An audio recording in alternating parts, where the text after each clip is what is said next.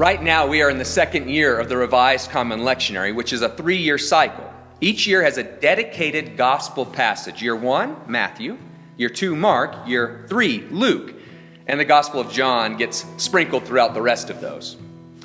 A few weeks ago, I was sitting in my home office, and I decided to do something I like to do at the start of each new lectionary year. Read through the entire gospel in one sitting. So I pulled my Bible off the shelf and I read through the Gospel of Mark in one sitting, which only takes 20 or 30 minutes. And something occurred to me.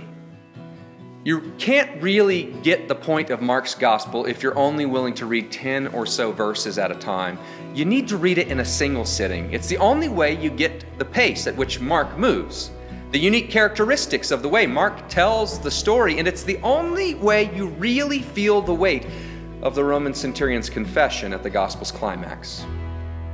As I thought about this, I then considered that Paul never intended for his letters to the early churches to be read a single verse at a time or to be dissected bit by bit.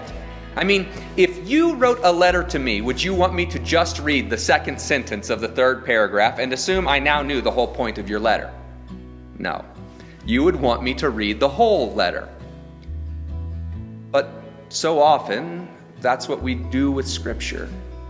We treat it like a reference book, a dictionary. We don't pull the dictionary off the shelf, sit down and read it.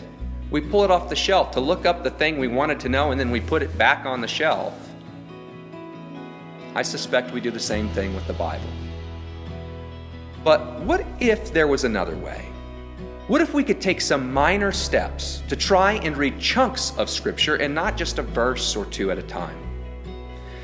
Thanks to one of our own, Chuck Eklund, my search led me to the Immerse Reading Bible, developed here in Colorado Springs by folks who were wrestling with the same questions.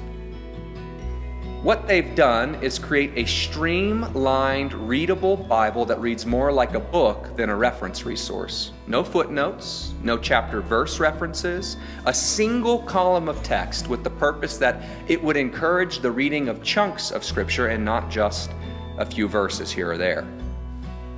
This Lent, I invite you to join me in reading through the entire New Testament.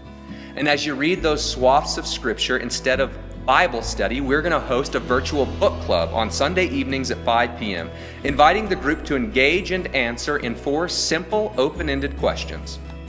What stood out to you this week? Was there anything confusing or troubling?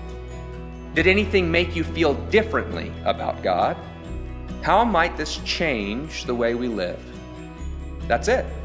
Read Scripture, join the conversation, and see where this journey might take you.